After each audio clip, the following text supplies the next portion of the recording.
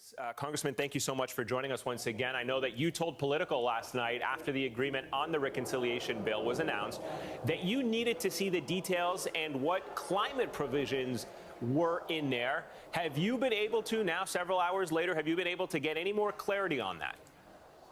I have. First of all, Senator Sanders did a tremendous job. He may have lost the campaign, but many of his priorities made it in this bill, and I give credit to the president as well. I mean, this is going to have free community college. It's going to have expanded child care. It's going to have universal preschool. It's going to have a lot of important investments in renewable energy, a clean energy standard. So there are a lot of things that are positive about the bill. We want to make sure it's not going to be diluted and that the ultra-rich and big corporations will pay for it. But I think there is a lot of enthusiasm. We probably want to try to go a little bit further on some areas, but overall, a lot of support for what Senator Sanders did and what the Senate achieved. Let's talk specifics for a moment, if we can. What specifically do you want to see this $3.5 trillion plan address when it comes to climate change? And would you vote against the bill if it does not include what you are looking for? I certainly wouldn't put out a red line, but here are the things I think will be included and should be included. First, there has to be a clean energy standard so we get to a net zero emission standard. Second, we have to get rid of the fossil fuel subsidies, and Senator Wyden's Finance Committee has been doing that, and I expect that will be in there. We should have a conservation civilian corps dedicated to the environment. I believe that will be in the bill, and massive investments in solar and wind. I think that will be in the bill.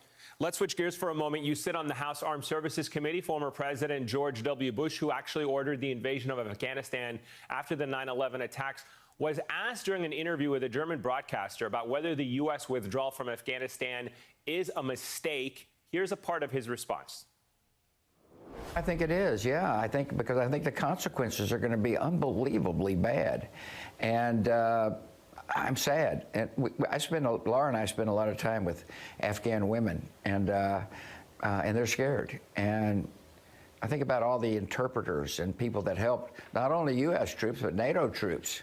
And they're just, it seems like they're just going to be left behind to be slaughtered by these very brutal people. And it breaks my heart. What do you make of what former President Bush had to say about the decision to leave Afghanistan?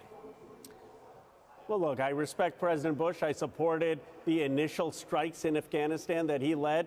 But 20 years of a war was taking a lot of civilian lives. I mean, if you talk to Afghani women and children and civilian leadership there, they will say that the ongoing conflict was actually taking the lives of Afghani women, hurting innocent civilians. And when is enough enough? Is 20 years not enough? So I think no one today questions the President Bush was wrong to go into Iraq, that they were surrounded with neoconservatives who wanted to have these endless wars. And I don't think that's where the American public is at.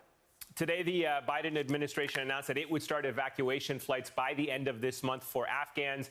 As you heard the president there talking about, the former president there talking about, who assisted the U.S. mission in their country and who have applied for special immigrant visas. Given that the Taliban seems to be accelerating their advance across the country, is this too little too late, do you think? And what do you make of how the Biden administration is handling this specific issue of getting those that served and helped Americans out of that country? Are they doing it fast enough?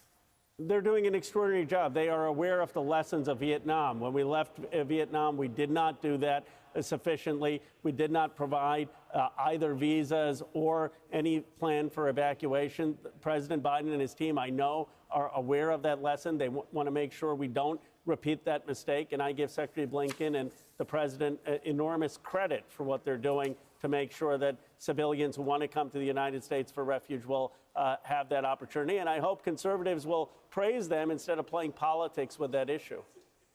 All right, Congressman Khanna, thank you so much, sir, for joining us this hour.